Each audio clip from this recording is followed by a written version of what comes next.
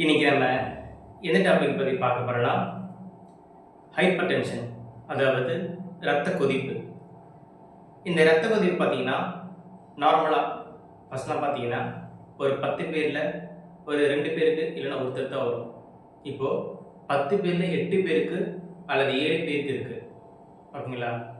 பொதுவாக இந்த இரத்த கொதிப்புன்றது என்ன அப்படின்னு சொல்லிட்டு பார்த்தா, நம்மளுடைய ரத்த நாளங்கள் இப்போது கொழுப்பு அடைஞ்சாலோ இல்லை ரத்த நாளங்கள் சுருங்கினாலோ நம்மளுடைய பிளட்டு போகிற அந்த ஃப்ளோ பார்த்தீங்கன்னா கம்மியாகும்.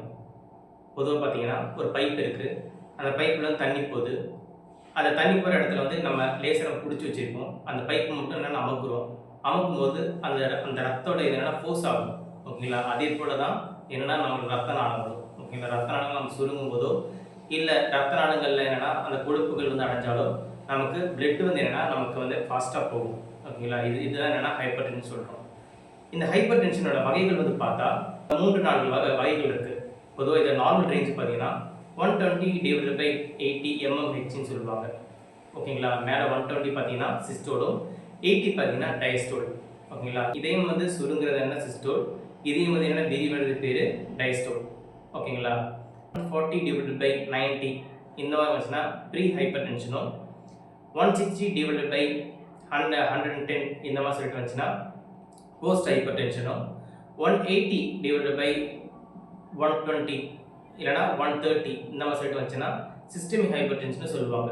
ஓகேங்களா? இது அதிகமாக போச்சுனாலோ இல்லை 210 அந்த மாதிரி சொல்லிட்டுலாம் போச்சுனாலோ அவங்க வந்து என்னென்னா அவங்களுக்கு இதயத்தில் வந்து என்னென்னா அதிகமாக ப்ராப்ளம் வர வாய்ப்பு இருக்குது. அதே போல் என்ன நோய்கள்லாம் இதில் வரும் பார்த்தீங்கன்னா கன்ஜெஸ்டிவ் கார்டியாக் ஃபெயிலியர் வரலாம். ஓகேங்களா? அப்போ டயபெட்டிஸ் மிலிட்டஸ் வரலாம், தைராய்டு டிசீஸ் வரலாம். ஓகேங்களா? அதே போல் மைக்ரோ இன்ஃபெக்ஷன் வரலாம், அரித்மியா வரலாம்.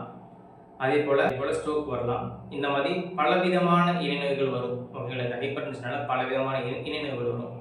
ஹைப்பர் டென்ஷன் பார்த்தீங்கன்னா எதனால் ஏற்பட சொல்லிட்டு பார்த்தா நம்மளுடைய உணவு பழக்கங்கள். ஓகேங்களா? உணவு பழக்கங்கள் பார்த்தீங்கன்னா அளவுக்கு அதிகமாக உப்பு சேர்க்கறதுனால வந்து என்னென்னா நமக்கு வந்து ஹைப்பர் டென்ஷன் அதிகமாக வர வாய்ப்பு இருக்குது.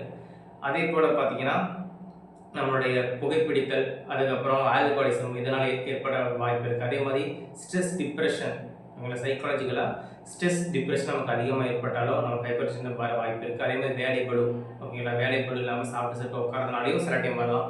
நீங்கள் அதிகமாக வேலை செய்கிறதுனால கூட ஹைப்பர் டென்ஷன் வரலாம். ஓகேங்களா? இந்த மாதிரி பல காரணங்கள் வந்து இருக்குது. இதே போல் பார்த்தீங்கன்னா ஜெனட்டிக் கண்டிஷனால கூட வரலாம் ஹைப்பர் டென்ஷன். ஓகேங்களா? இந்த மாதிரி பல காரணங்கள் சொல்கிறாங்க.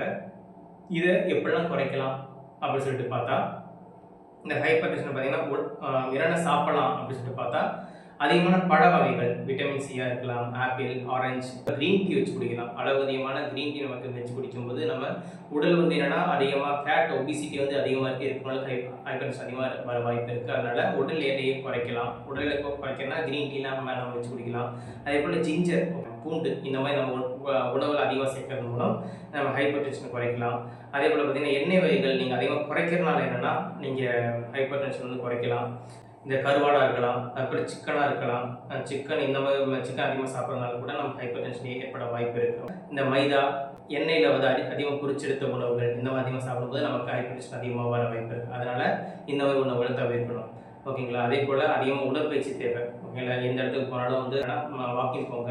அதே போல் வேலை வந்து என்னென்னா வேலைப்பளு எவ்வளோ இருந்தாலும் அது பிடிச்ச மாதிரி செய்யுங்க. அதே போல் அதிக அளவு ஸ்ட்ரெஸ் வந்து உண்டாக்காது. உங்களுக்கு அளவு அதிகமாக ஸ்ட்ரெஸ் வந்து உண்டாக்கும் போது உங்களுக்கு ஹைப்பர் டென்ஷன் அதிகமாக வர வாய்ப்பு இருக்கிறதுனால அந்த ஹைப்பர் டென்ஷன் வந்து குறைக்கிறதுக்குனால என்னென்னா அதிகமாக ஸ்ட்ரெஸ் நமக்கு வந்து இருக்கக்கூடாது. ஓகேங்களா? இந்த மாதிரி நீங்கள் பல விதமாக ஃபாலோ பண்ணும்போது உங்களுக்கு ஹைப்பர் டென்ஷன் வந்து நிச்சயமே குறையும். இந்த வீடியோ உங்களுக்கு பயனுள்ளதாக இருக்கும் நம்புகிறேன். நன்றி.